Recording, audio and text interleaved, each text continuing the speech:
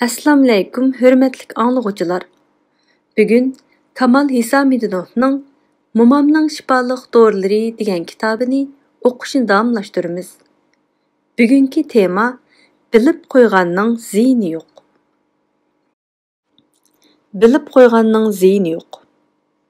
Yuqoridagi boblarda bosh og'riqini davolash uchun nima qilish lozimligi to'g'risida o'zimiz biladigan va anglagan ba'zi konkret usullar haqida hikoya qilib Shuning bilan cheklansak bo'ladi.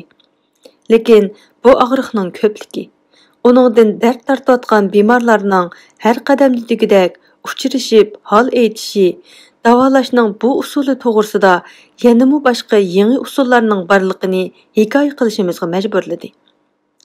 Hammaga ma'lumki, yoz oylari qeri qiz o'smaydigan yer yo'q. Biroq uning bosh og'rig'ini davolash xususiyatining borligini nurg'un kishilar bilmaydi ekan. Doğru qilish uchun uning o'sib turgan yupurmig'i uzib elinadi hamda jo'za, ustal degandek takshi narsaga qo'yilib, ustidan sekilak ximir yaygandek yeyitildi. Yeyitish jarayonida yupurmoqdagi tomirlar eziladi. Boshqa ana shu tomiri ezilgan, kun tegmagan tarafi qo'yildi. Erlar uning ustiga latidan tikilgan shapkini beshiga kiydi. U bo'lmasa yog'liq tengib olsama bo'ladi. Ayollar odatdagidek yog'liq tengib oladi. Shuningdan keyin yetish kerak. Saldan keyin odam ezilib uxlab qoladi.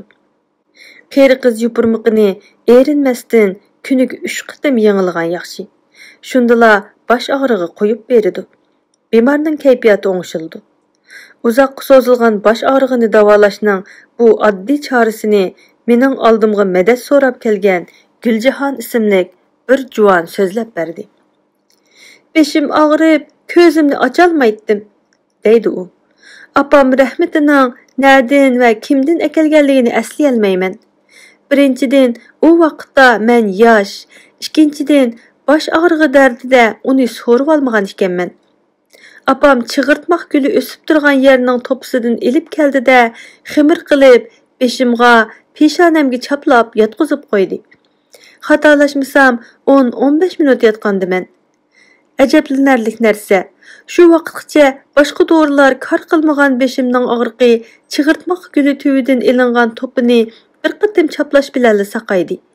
Mana shuningdan buyon nurg'un yillar o'tdi. Ammo beshimning og'rig'ini bilmayman. İşençim kamilki, bumu xalq tibabitida uzoq yillar bo'yi hayot sinoqlaridan bizga yetib kelgan usul.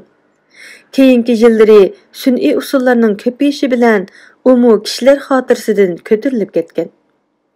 Yer qo'ynida insonning eg'irini yeniklashtiradigan yana nurg'un narsalar bor.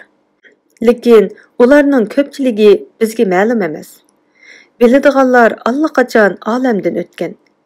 Guljahon aytib bergan bu dorining boshqamu yana nurg'un bemorlarning eg'irini yeniklashtirishida shak yo'q. Ana yerning bizni noumid qo'ymaydiganligi aniq. Bugungi anglitishimiz mushu yergacha bo'lsin. Keyingi qitimliq anglitishimizda ko'rishaylik. Salomat bo'ling.